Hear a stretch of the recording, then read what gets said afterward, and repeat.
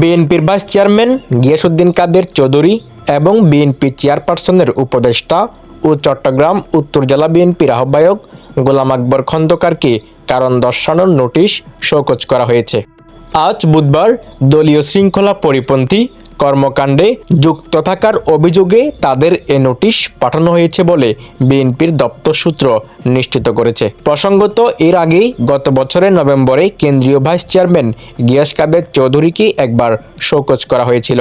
তখন তিনি শোকজের জবাব দিয়েছিলেন, তবে অসন্তোষ প্রকাশ করে গিয়াস কাদেরকে সতর্ক করেছিল বিএনপি। গিয়াস কাদের চৌধুরী চট্টগ্রামের বিখ্যাত চৌধুরী পরিবারের সন্তান। তিনি ফজলুল কাদের চৌধুরীর ছেলে ও প্রয়াত বিএনপির স্থায়ী কমিটির সদস্য সালাউদ্দিন কাদের চৌধুরীর ভাই। চট্টগ্রাম উত্তর জেলার রাজনীতিতে গিয়াসের সঙ্গে গোলাম আকবর খন্দকারের প্রকাশ্যে দ্বন্দ্ব দীর্ঘদিনের।